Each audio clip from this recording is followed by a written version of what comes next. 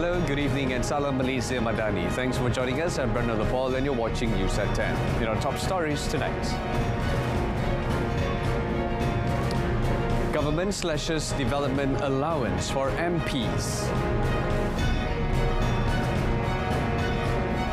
And also, fireworks, firecrackers, sales to be allowed.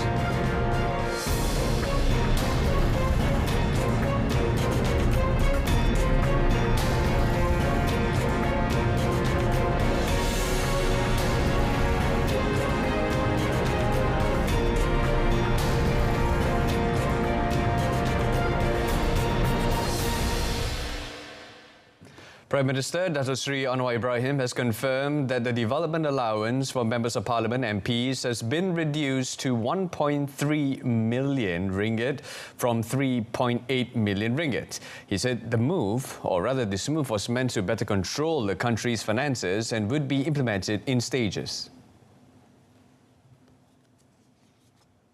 Kalau ahli parlimen bersanggup kurangkan, walaupun ini bukan sumbangan pribadi, ini sumbangan pembangunan yang diselaraskan oleh parlimen dan pejabat daerah. Jadi bagi satu mesej tentang keperluan kita mengawal keuangan negara. Kerana ini projek yang mendesak, kadang Surawosa atau jalan ataupun beberapa isu korek sungai. Jadi ada hal-hal yang saya rasa penting kita boleh pertimbangkan.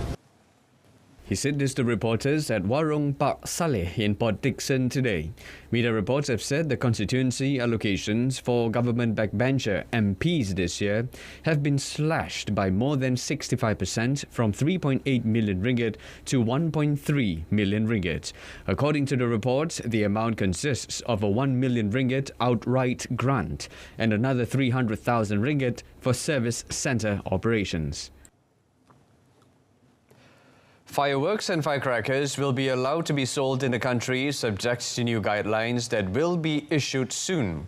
Local Government Development Minister Ngah Meng said the matter was decided during yesterday's cabinet meeting as one of the measures to raise the country's revenue.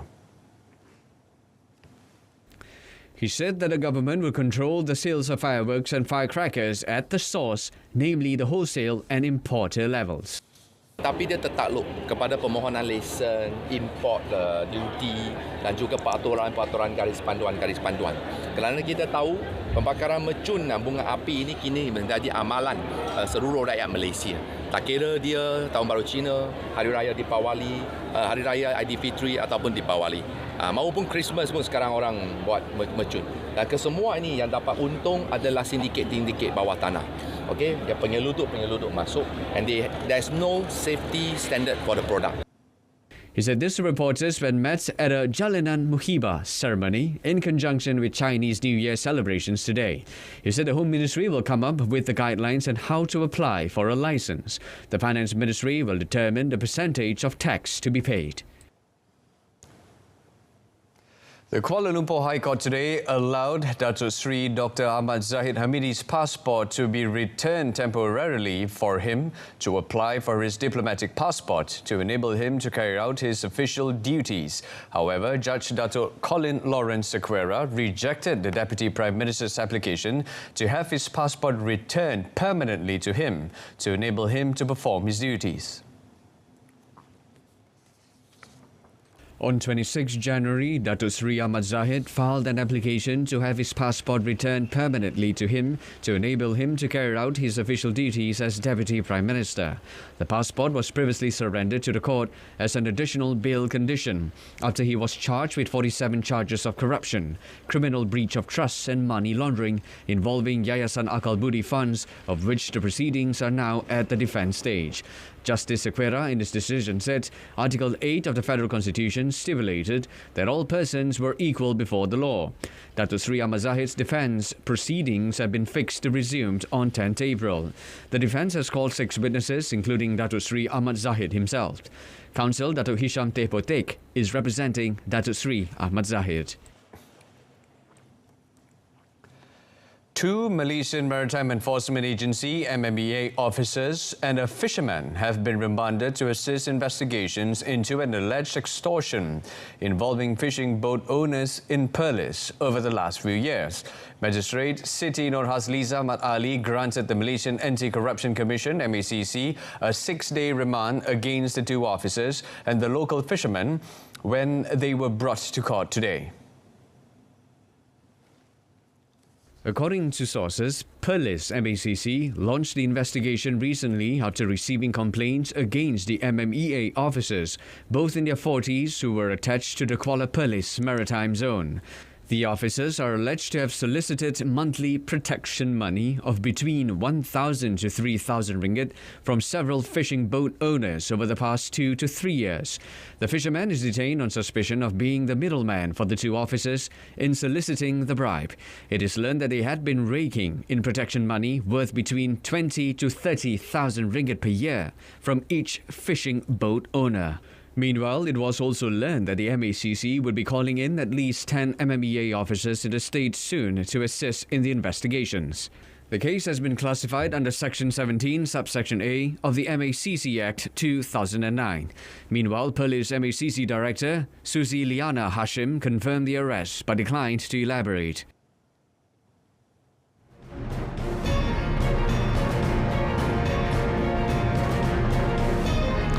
Coming up, MRT Putrajaya Phase 2 to start operations in mid-March. Stay with us.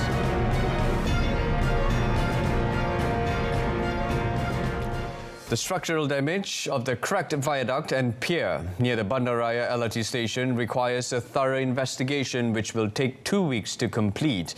Prasarana Malaysia Berhad Group Chief Operating Officer Strategy and Development Pradyut Dutt said the engineering consulting firm appointed by the company had started the investigation yesterday. Kajian ini akan diteliti oleh sebuah jawatan kuasa yang dianggotai bukan sahaja oleh prasarana tetapi juga JKR, JPS, DBKL dan DOSH. Kajian untuk mendapat root cause dijangka akan siap dalam masa 2 minggu. Laporan ini akan dimajukan juga kepada Kementerian Pengangkutan dan APAD, iaitu Pengawal Selia Rail di Malaysia. He said this to reporters when inspecting the structural damage at the LRT station today. It was reported that the LRT service on the Ampang line between the Bandaraya and Masjid Jamik stations was disrupted beginning 27 January over safety factors after the track alignment was found to be kinked near the Bandaraya LRT station. The Mass Rapid Transit MRT Putrajaya Line Phase 2 is expected to begin operations in mid-March, according to Transport Minister Anthony Loke. MRT2, he said, will operate from Putrajaya Central to Kuasa Damansara, adding that the Land Public Transport Agency, APAD, was currently conducting trial runs on the line. He said that APAD has to look into a number of regulatory aspects. According to Loke, further details would be revealed next week. Apa yang kita akan buat hari Selasa nanti ialah saya sendiri bersama-sama dengan warga MOT dan juga saya terbuka kepada media juga untuk sama-sama ambil train tersebut daripada permulaan sampai ke penghujung. Daripada Putrajaya Central sampai ke Kuasa Damansara. Lebih 50 kilometer. He said this to reporters at a press conference at his ministry in Putrajaya today. In a bid to increase the use of public transport, Loke also encouraged civil servants working in Putrajaya, especially those in the Transport Ministry, to use the MRT line once it is operating. On 23rd December, Mass Rapid Transit Corporation Sdn Berhad MRT Corp said the 38.7-kilometre line, which consists of 15 elevated and 9 underground stations, had been completed and was currently in operational readiness phase. AirAsia Aviation Group's medium-haul affiliate airline AirAsia X Berhad plans to have 7 flights to Busan per week by year-end to strengthen its foothold in South Korea. AirAsia X Malaysia Chief Executive Officer Benjamin Ismail said the carrier, which recommended its operation in the largest coastal city in the country today, currently operates 3 direct flights weekly from Kuala Lumpur to Busan. He said Busan play a vital role in stimulating new demand and strengthening AirAsia X's market leadership in North Asia through providing best value fares and driving greater competition in the market since the inception of the route in 2013. He said the airline targets to bring more than 200,000 guests to and from Busan, much better than the pre-pandemic level in 2019 following the reopening of international borders. Internally, kita forecast, I think it's probably about 85% lah. You know, that's the ideal target. Tapi if we can do more, it's better lah. Tapi yang pentingnya to ensure that it's affordable untuk semua orang lah. Harga berpatutan semua lah. So I think at the moment the fares to Busan is quite cheap. Benjamin said this in conjunction with the resumption of AirAsia X's flight to Busan at the Gimhae International Airport today. The inaugural flight departed from Kuala Lumpur International Airport KLIA2 at 2:10 a.m. and landed at Gimhae International Airport at 9 a.m. local time. Busan is the second AirAsia X route to South Korea after launching flights to Seoul in April last year. Corporate companies have been urged to ensure that at least 30% of their decision makers are women, as the percentage is still low compared to the public sector. Women, Family and Community Development Minister Dato' Sri Nancy Shukri said the percentage of women representation in decision-making positions in the public sector has exceeded the target at 38%. She said it is not within the ministry's control that the corporate sector's target has not been achieved, but will keep advocating it. It resulted in co-operations with non-governmental organizations to make sure that the pressure is felt by the corporate sector, which will push them to achieve it. Actually, ia lebih kepada peluang. Diberi peluang kepada golongan wanita dan kita ada bank CVs daripada WLF. Kalau mereka rasa sukar untuk cari, mereka dapatkan WLF punya CVs itu untuk melihat berapa ramai wanita di Malaysia ini mempunyai kelayakan yang diperlukan oleh badan korporat ini. We are working together with all the NGOs juga. Kita perlu wujudkan ekosistem untuk membantu wanita untuk mencapai ke tahap apa yang kita ingini. Kita tidak mahu wanita kita ketinggalan. She said this at a media conference held in conjunction with the Breakfast Conversations with Dato' Sri Nancy Shukri program today. Meanwhile, WLF Chairman Dato' Dr. Hafsah Hashim said last year that only Malaysia's budget 2023, scheduled to be retabled on 24th February, is expected to be based on the current global and domestic state of affairs. World Bank Group's lead economist for Malaysia, Dr. Apurva Sanghi, said the global and domestic economies have changed significantly from when the last budget was announced in October last year, in terms of global and Malaysian inflationary landscape, among others. He said that the upcoming budget is also expected to continue supporting and adhere to the 12th Malaysia Plan. Malaysia has actually done relatively well.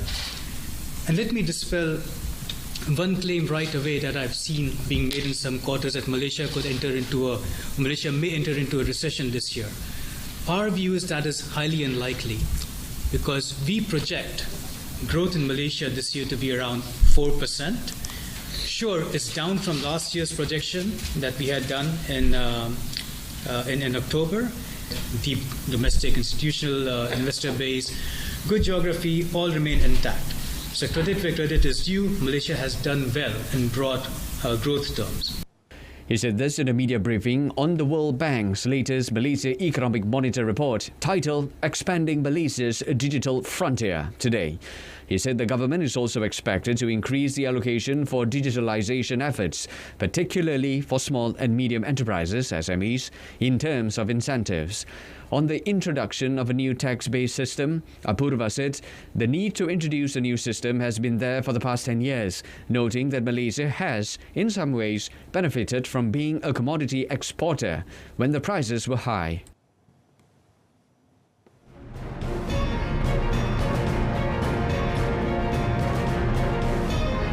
Coming up in our foreign segment, Nick Kyrgios avoids conviction after pleading guilty to assault.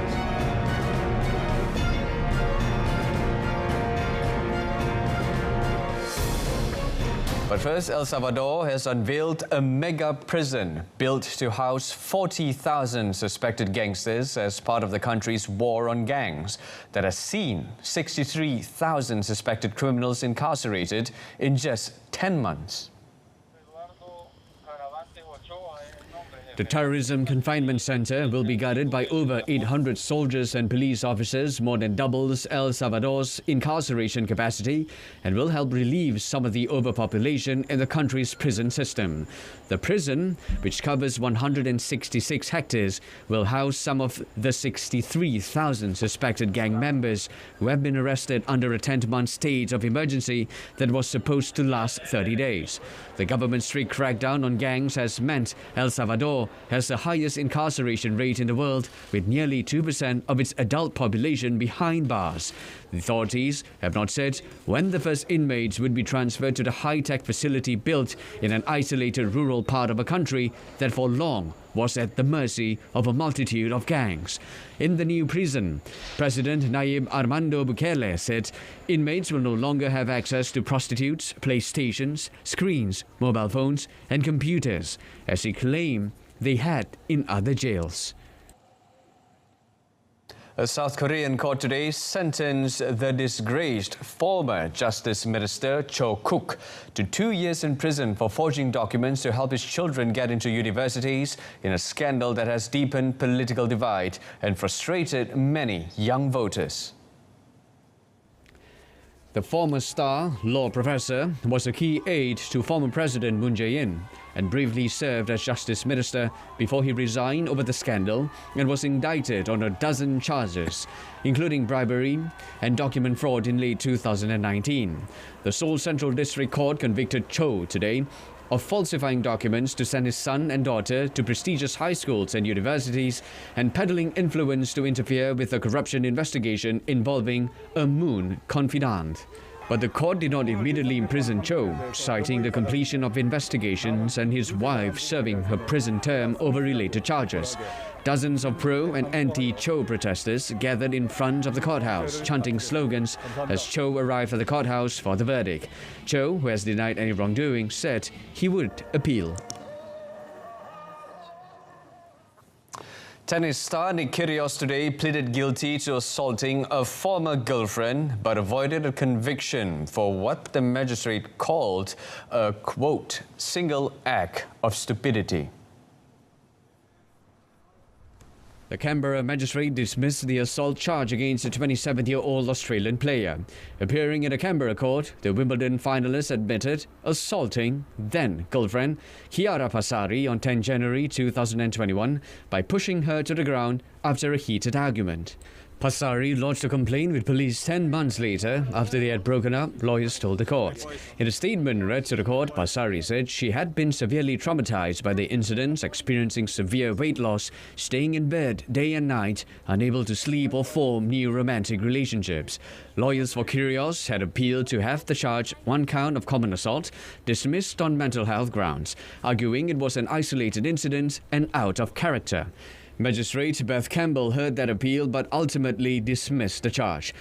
Campbell said Kyrgios acted poorly, but the offence was not planned or premeditated and was a, quote, single act of stupidity by a young man attempting to extricate himself from a tense situation.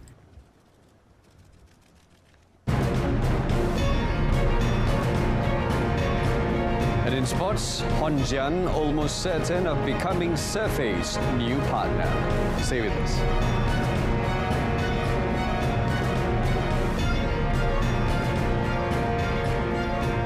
National doubles player Goh Zefei is almost certain of being paired up with mixed doubles shuttler Chung Hon Jian. According to the Badminton Association of Malaysia (BAM) doubles coaching director Rasmi, he would get national mixed doubles coach Nova Widianto's blessing on this matter.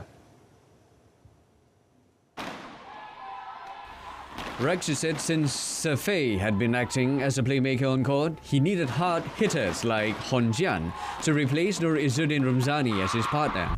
The Indonesian doubles specialist said Zefei and Hon Jian had even beaten national pair Man Wei Chong and Ti Kai Wun in a recent training session. Hon Jian previously played men's doubles with Wei Chong and mixed doubles player Chen Tangjie. However, Rexy remained tight-lipped about the new partner for Nur Izzuddin, saying he would be meeting with Nur Izzuddin and his new partner on Monday. He gave an assurance that Wei Chong Kai Wun would not be split to give Nur Izzuddin a new partner. Last week, Rexy confirmed that Zefei and Nur Izzuddin had expressed a desire to split after having been together since 2016. And in football, Johor Darul Ta'zim JDT continued to record positive results in their latest series of friendly matches in Dubai. In the most recent development, the squad managed by Esteban Solari recorded a pleasant surprise by beating Russian club Lokomotiv Moscow 1-0 last night. In the clash that took place in the 7th Stadium, winger Arif Aiman Hanapi stole the spotlight when he scored the sole winner of the match that sealed the win for the Southern Tigers. The two-year Malaysia League's most valuable player, MVP, also seems to partner up well with Bergson da Silva and Fernando Forestieri, as well as Juan Muniz to complete the team's offence. It was JDT's third victory after 4 friendlies in Dubai. In their first action on 25th January, they were defeated 2-0 by another Russian club, FC Rostov. Meanwhile, their second match against Bulgarian club FC Levski Sofia had to be ended prematurely due to a scuffle on the field when JDT was leading 1-0. Solari's boys also went on to defeat UAE's Fursan Hispania 3-0 in the next friendly match. After this, JDT will complete their pre-season warm-up by taking on Russia League champion Zenit St. Petersburg on 6 February. In European football, France defender Raphael Varane is retiring from international football, ending a 10-year career with Le Bleu, in which he won the World Cup in 2018 and was a runners-up 4 years later. The 29-year-old, who has 93 caps after making his debut in 2013, and also helped Didier Deschamps' side win the UEFA Nations League in the 2020-21 season. He described representing his country for a decade to be one of the greatest honours of his life. Varane said he had been thinking about it for several months and decided that it was the right time for him to retire from international football. The Manchester United defender helped France reach a second straight World Cup final in Qatar last year, where they were beaten by Argentina on penalties. Varane's decision comes just weeks after France's World Cup winning goalkeeper and captain Hugo Lloris announced his retirement from international football, aged 36. The defender added that it was time for a talented group of young players to take on the mantle. Manchester United forward Mason Greenwood has had all criminal charges against him dropped. Greenwood, who was suspended by United in January 2022 when accusations against him surfaced on social media, was charged with attempted rape, controlling behaviour and assault last October. He had been due to stand trial on 27th November. United also released a brief statement saying the club would, quote, conduct its own process before determining next steps, adding that it would not make any further comment until that process was completed. The Crown Prosecution Service said in a statement that a combination of the withdrawal of key witnesses and new material that came to light meant there was no longer a realistic prospect of conviction. Greenwood came through United's Youth Academy and made its first team debut in 2019, aged 17.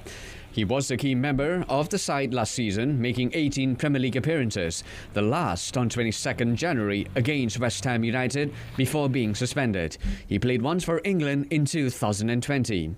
In February 2022, Nike ended its sponsorship with Greenwood following the accusations, and he was removed from some versions of the FIFA 22 video game. Moving on to golf, Abraham Ancer had a 7-under 63 for a one-shot lead over Sebastian Munoz after the first round of the Saudi International on the Asian Tour. Dustin Johnson, a two-time winner of the tournament when it was part of the European Tour schedule, withdrew on Thursday before the start with an injury the Asian Tour described as tweaking his back. The $5 million tournament has several players who have signed with Saudi-backed LIV Golf and whose season is still 3 weeks away from starting. The Daily Telegraph reported that Munoz will be signing with LIV. Cameron Young, the PGA Tour Rookie of the Year, received a conflicting event release from the PGA Tour to play. He was 65 along with Sergio Garcia and Luis Oosthuizen. British Open champion Cameron Smith, the highest-ranked player in the field at number 4 in the world, opened with a 73. The Los Angeles Lakers hardly ever discuss LeBron James's hunt for the NBA points record, according to coach Darvin Ham. James scored 26 points, added 7 rebounds and provided 7 assists as the Lakers fought back to beat the Pacers 112-111 on Thursday. James was instrumental in the Lakers' fourth-quarter comeback against the Pacers. The Lakers trailed 98-90 when he subbed in with 9 minutes remaining in the final frame. He scored 9 points down the stretch, including a go-ahead three-pointer with 2 minutes remaining to give the Lakers their first lead of the game and added 2 go-ahead free throws with a minute left. That haul moved James on to 38,325 points across his illustrious career, 62 short of Kareem Abdul-Jabbar's all-time record. The Lakers next head to New Orleans to take on the Pelicans on Saturday before returning to Los Angeles to face the Oklahoma City Thunder on Tuesday and the Milwaukee Bucks on Thursday. It means James is likely to break the record against Thunder. James, 38, has shown no signs of slowing down in his 20th season. Since turning 38 on 30th December last year, the 4-time champion has averaged nearly 35 points per game.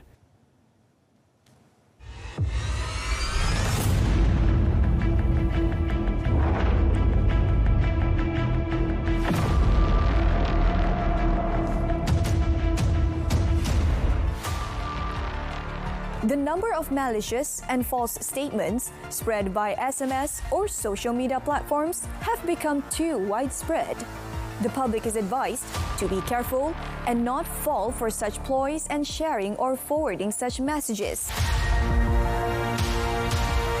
Remember that spreading fake news is an offence under Section 233 of the Communications and Multimedia Act 1998. This carries the penalty of a fine not exceeding 50,000 ringgit or up to 1 year imprisonment or both upon conviction.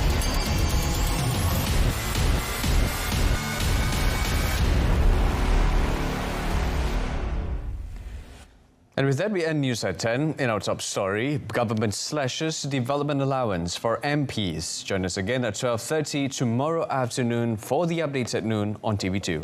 Till then, it's lights out. I'm Brendan Paul. Stay tuned to saluran Berita RTM. Have a pleasant evening and take care.